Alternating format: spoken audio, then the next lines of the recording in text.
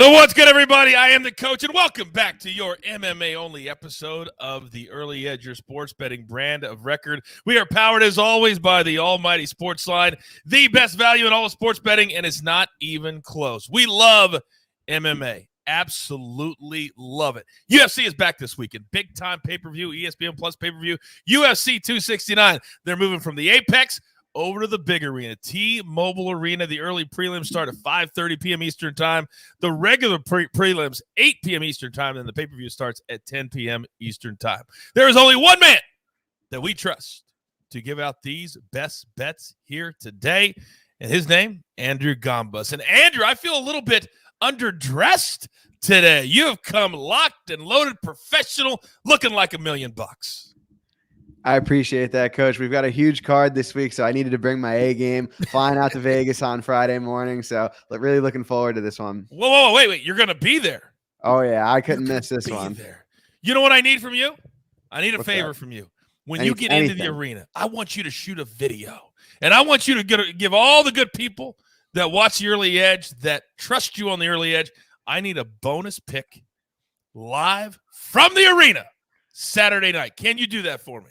Absolutely, more than happy to. I'm sure the atmosphere will be great. We'll hopefully we'll be rolling at that point, and I'll happily give the people one more play from the arena, which will make it extra special.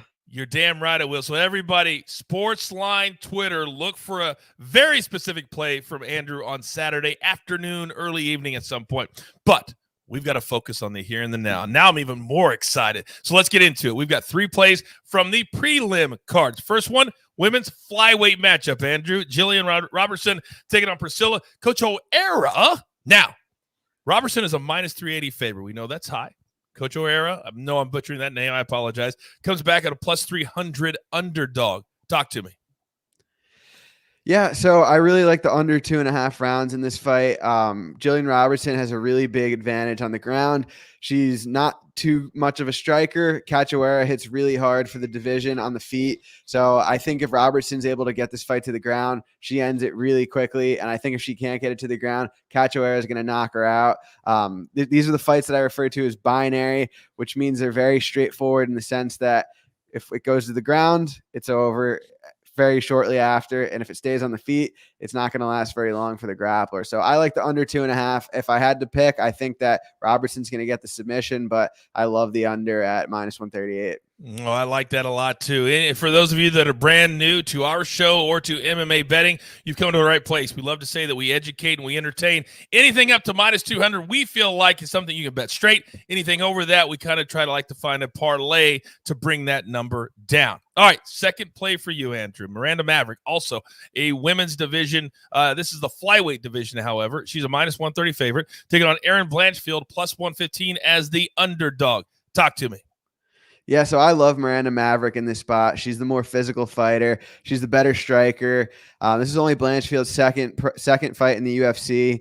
The big step up in competition. Maverick, I'd say 99% of people thought she won against Macy Barber, but didn't get the decision. If you watch that fight, Maverick actually looked really good against a much stronger fighter. I think she's going to look like a much bigger favorite than minus 135 or minus 130 or minus 135 here. So I'm more than happy to lay the juice because it's going to be worth the squeeze.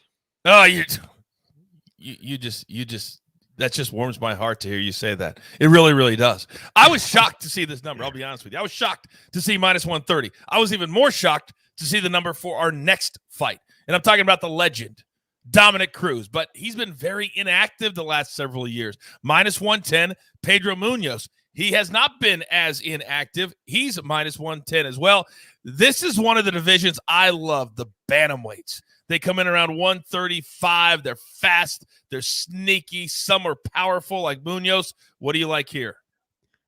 Yeah, Coach, when this fight first got announced, I ran the tape back, was doing some research, and really the only thing I was debating in my head was if I was going to lay minus 200 on Pedro Munoz or not. I couldn't believe this line came out. It's a pick 'em. I think the leg kicks are going to be huge here. This is something that Dominic Cruz has had an issue with in the past, and his win conditions are very limited, his slim margins.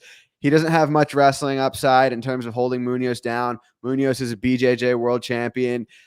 Dominic Cruz hasn't knocked anyone out in a very, very long time. And so really his only win condition is winning a close decision. I think Munoz hits harder. He has more finishing upside. And I think the leg kicks are going to make the difference here, which ultimately are going to slow down Dominic Cruz's footwork and his movement, which is how he used to win fights back in the day and hasn't done so much in the past couple of years. So let me ask you this. Since you thought it was going to open at minus 200, we have no idea until the line comes out.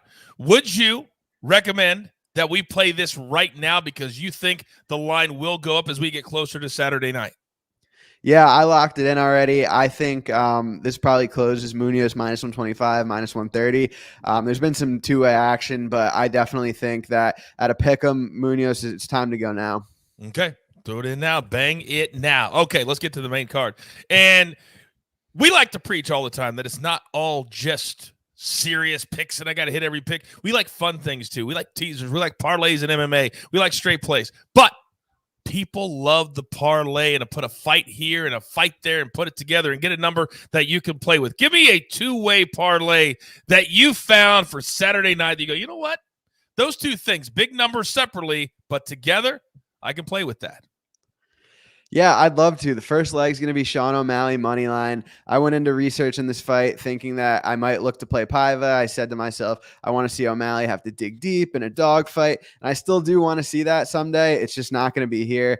O'Malley is a much, much greater striker. He has a nice reach advantage. He's very long for the division. And Paiva leaves himself susceptible to being hit. And this is not something you want to do against Sean O'Malley. So that's the first leg. The second leg is I like fight doesn't go the distance in the main event between Dustin Poirier and Charles Oliveira. And what that means for those of you who are new to MMA betting, it means that the fight's not going to go a full 5 rounds. So fun fact about Charles Oliveira is he's had 39 pro MMA fights. 36 of those 39 MMA fights have ended in under 3 rounds. He's never been 5. He's a kill or be killed kind of fighter, and that's why I'm happy to lay the juice here with that one. Educate, entertain. Educate, entertain. Listen to that number, people. 36 of 39 fights have not gone the distance, and most are 3 rounds or below. So, Andrew, that leads right into my next question. I need, for those people who just want a straight play on the main event, we got to give them something too. But I have a feeling I know what we can do. Talk to me. I think we're thinking the same thing here. So an alternate total that I like in that main event, I had mentioned that Oliveira is kill or be killed. If you could get that alternate total under 3.5 rounds, which means that it's less than 2 minutes and 30 seconds into round 4 of the fight, you could get that at minus 188, minus 190, depending on the book. I think that's a really great spot. I really think this one ends in the first couple of rounds, and you don't have to pay that much to get it. Minus 190, pay 190 to win 100. I think it's a great spot. And before all of you tweeted Andrew or tweeted me and said, Coach, I don't have that bet. A lot of sports books, including one of the ones that I use, they don't put these picks out until Saturday. And so wait till Saturday. They'll add it to it, a lot of books, and then you'll be able to play the inside the distance or the alternate total rounds, 4.5, 3.5, maybe even a 2.5 at a plus number. So don't worry. Don't worry. Your book will get there. And if it's not there yet, they will get there eventually. All right, I love these plays, man. I am fired up for the last 3 to 4 weeks of the UFC season, and then next year is going to be huge. So we're up against it. Grab your paper, grab your pencil. Here is the recap, and it looks glorious. Courtesy Andrew Gombas. Here we go. We're going to go Robertson, Coachman, under 2.5, minus 138. Then Miranda, Maverick, and Pedro Munoz straight. Then a little parlay, Sugar Sean O'Malley. And for those of you also new, this kid has the it factor. If you want to see somebody who has arrogance, confidence, and a whole hell of a lot of talent, O'Malley is the guy. And then we're going to parlay that up with Poirier and Oliveira not to go the distance. Remember last time we saw Dustin Poirier, he was beating Conor McGregor, who claims he's going to go after Dustin again. Could be a big money 12 months. Think about this, Andrew.